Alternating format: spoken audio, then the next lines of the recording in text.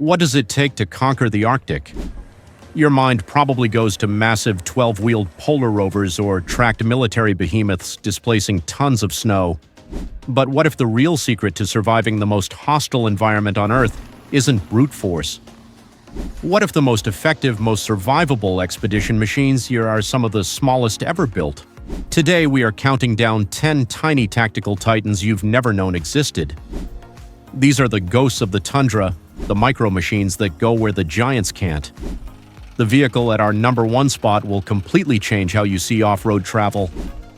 Stay with us until the very end and let me know in the comments, which one of these would you dare to drive? Now hit that subscribe button and let's begin the expedition. Kicking off our list is a ghost from World War II, the M29 Weasel. This isn't just a snow vehicle, it was a top-secret project designed for commandos. Developed by Studebaker, Project Plow was intended to create a light, fast vehicle for sabotage missions against German facilities in occupied Norway, facilities that were crucial to their atomic bomb program. The Weasel had to be light enough to be airdropped and tough enough to handle snow, mud, and mountains. It was the original go-anywhere micro-machine. The Weasel's genius was its weight. Tipping the scales at only 3,800 pounds, it was incredibly light for a tracked vehicle. But the real magic was its ground pressure.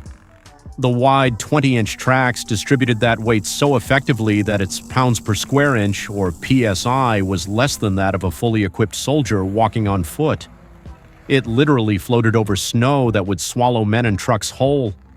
Powered by a simple 70-horsepower Studebaker Champion car engine, it was reliable and easy to fix in the field, a critical factor in frozen environments.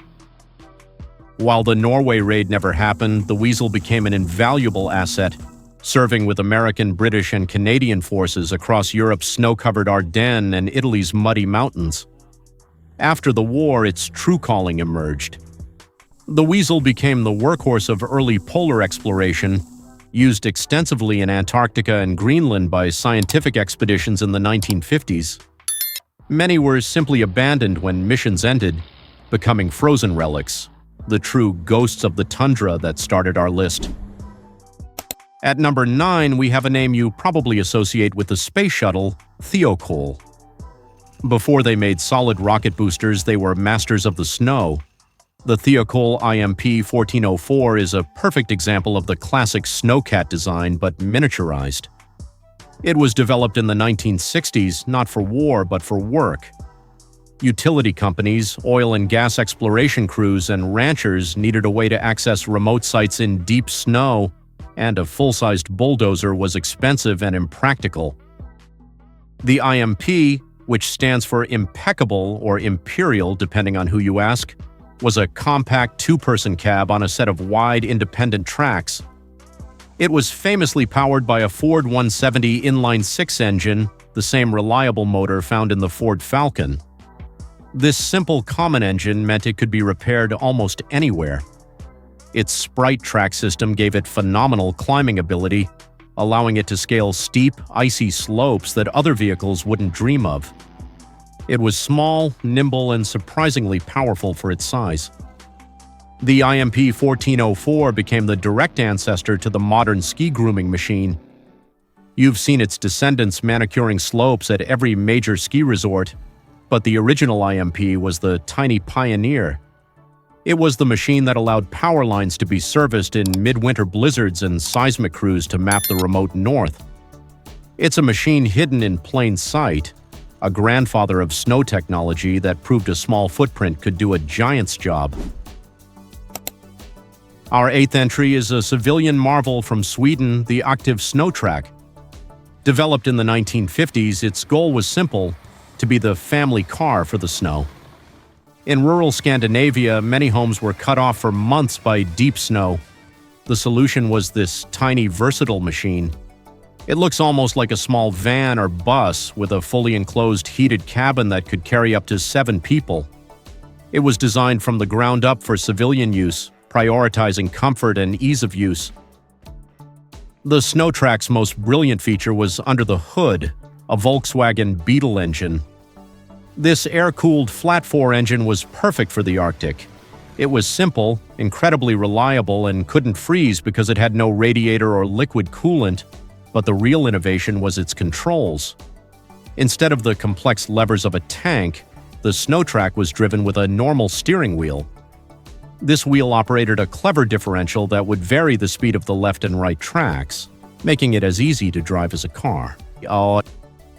This tiny machine was a massive international success. It was sold all over the world, from Canada and Alaska to Scotland and even the Swiss Alps. It became the vehicle of choice for telephone companies, power line crews, and mountain rescue teams. NATO forces use them extensively as utility vehicles. The SnowTrack is the Jeep of the snow, a simple, beloved, and virtually unstoppable micro-machine that brought mobility to the frozen masses. Now we venture into the dense forests of Siberia for number 7, the Lesnik, which translates from Russian as the forester. This machine isn't a historical artifact. It's a modern, rugged utility vehicle built for one of the world's toughest environments, the taiga.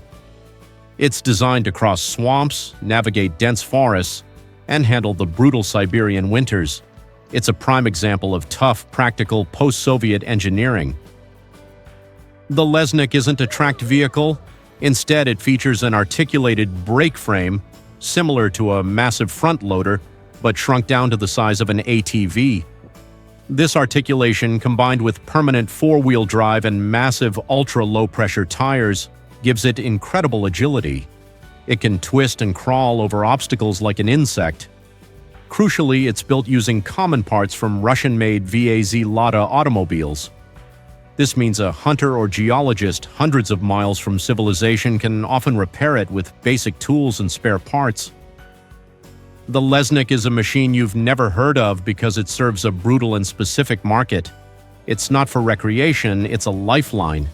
It's used by Russian foresters, surveyors, rescue teams, and hunters who need absolute reliability in a place where a breakdown can be a death sentence. It is the definition of a tiny titan, a small, tough-as-nails crawler built to survive the unsurvivable. Prepare to get weird. At number 6 is one of the most unique designs on our list, the American-made Christie KT3. This looks less like an Arctic vehicle and more like something from a 1960s science fiction movie. Built in Colorado, the Christie line of snowcats was built on a radical design principle.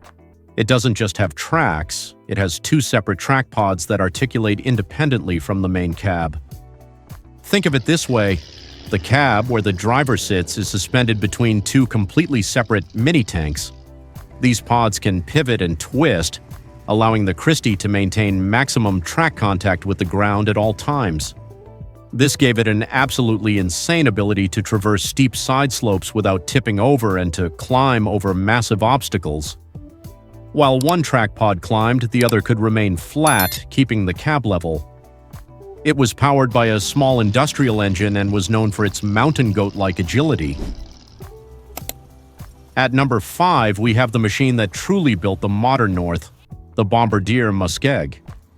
Before Joseph Armand Bombardier revolutionized winter with the Ski-Doo, he built this, the definitive all-terrain workhorse.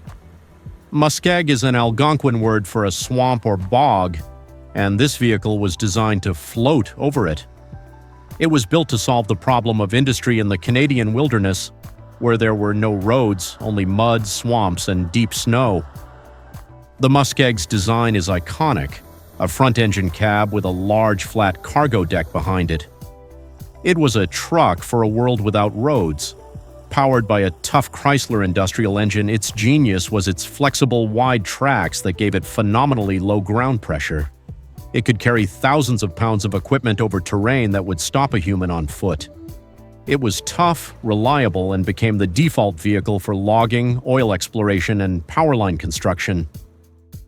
This machine is a legend. The Muskeg didn't just travel in the Arctic and subarctic, it tamed it. It laid the pipelines, erected the transmission towers, and hauled the gear that built modern infrastructure in the most remote corners of the continent. It's not tiny like a weasel, but for the work it did, it was a compact powerhouse that replaced entire convoys of less capable machines. from the grandfather to the grandson. At number 4 is the Bombardier BR100, a modern descendant of the Muskeg. While the Muskeg was built for heavy industry, the BR100 is a specialized tiny groomer designed for a different purpose: recreation. This is the unsung hero of every cross-country ski resort and snowmobile club. The BR100 is a compact, powerful, and highly maneuverable snowcat. Its job is to go where the giant 12-ton piston bully and Prinoth groomers can't. It's small enough to navigate narrow, winding trails through dense forest, grooming perfect corduroy for cross-country skiers or smoothing out snowmobile trails. It's powered by a modern, efficient diesel engine and features advanced hydraulics to control a front-mounted blade and a rear-mounted tiller. While the Muskeg opened the wilderness, the BR100 maintains it for millions of people to enjoy. You've likely skied or ridden on a trail groomed by one, but you've probably never seen it, as they work their magic in the dead of night. It's an essential high-tech micro-machine hidden in plain sight, ensuring the winter wilderness remains accessible to everyone. We've now arrived at an absolute icon. At number 3 is the Swedish-built Hägglunds Bv206, or Bandvagn 206. This is arguably the most successful articulated all-terrain vehicle ever made. It was designed in the 1970s for the Swedish Army, which needed a vehicle that could carry a squad of soldiers and their gear over the roadless terrain of northern Sweden, which is a mix of deep snow, thick forest, and countless lakes. The Bv206's design is pure genius. It's 2 separate cars linked by a hydraulic articulating joint. The front car holds the engine, often a Ford V6 or a diesel, and the driver, while the rear car carries troops or cargo. All 4 tracks are powered, giving it relentless traction. This articulated design allows it to twist and turn with incredible agility, and it spreads the vehicle's weight over a massive area. The result? A ground pressure so low it can drive over swamps and deep snow with ease. And yes, it's fully amphibious, swimming across lakes at 3 miles per hour. The Bv206 was such a success that it was adopted by militaries all over the world, including the U.S. Army's 82nd Airborne, the British Royal Marines, and Canadian Forces. It's also the vehicle of choice for the British Antarctic Survey and countless other scientific groups. It's the gold standard for a small Theotio Chuan Kwansu expedition vehicle, a legendary machine that has truly conquered the cold. Our runner-up is from a completely different universe. At number 2 is the Venturi Antarctica, the first electric polar exploration vehicle. This machine wasn't built for war or industry, it was built for pure science. It's a mobile laboratory designed to operate at 50 degrees Celsius in the most pristine environment on Earth, Antarctica, without polluting it. This machine is a moon rover for Earth. It's not fast, with a top speed of only about 15 miles per hour, but it is methodical and unstoppable. It runs on caterpillar tracks and is designed to carry researchers and sensitive ice-coring equipment deep into the Antarctic interior. Its electric drivetrain is key. It produces 0 local emissions, ensuring that the ice samples scientists collect are not contaminated by the vehicle's own exhaust fumes. The Venturi Antarctica is a vision of the future. It's a tiny vehicle in the grand scheme of polar exploration, but it represents a massive leap in technology. It's a statement that exploration and environmental protection can go hand in hand. You've never heard of it because it's not a commercial product. It's a multi-million-dollar scientific instrument, a one-of-a-kind explorer paving the way for a new era of clean Arctic and Antarctic research. And at number 1, we have the machine that breaks all the rules. A vehicle that looks like a child's toy but performs like an unstoppable force of nature. This is the Sherp ATV Pro. This Ukrainian-designed micro-machine has become a legend in the off-road world, and for good reason. It's tiny, small enough to be towed on a standard trailer, but its capabilities are almost unbelievable. The Sherp's magic comes from 2 features. First, its massive patented low-pressure tires. These tires are the suspension, and they can be inflated or deflated from inside the cab to match the terrain. Second, its skid steer system, which allows it to turn 360 degrees in its own length. It's powered by a simple, reliable Kubota diesel engine known for its bulletproof reliability. But here is the party trick. The Sherp is fully amphibious. Those giant tires act as massive paddles, propelling it through water, but it can also drive out of the water and directly onto solid ice, a feat that is notoriously difficult. It can climb obstacles over a meter high. It simply doesn't stop. It's a rescue vehicle, a geological surveyor, and the ultimate adventure machine. It has redefined what a small vehicle can do, proving that with enough ingenuity you can create a tiny titan that can genuinely go anywhere on Earth. So there you have it.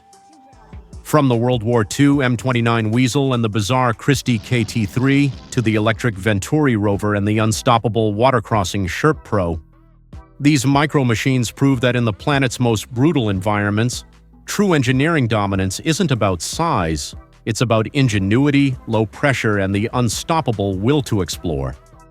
Which one absolutely blew your mind? What tiny terror did we miss? Let us know your thoughts in the comments. We read them all. And don't forget to subscribe for our next deep dive into the world of incredible machines. Thanks for watching.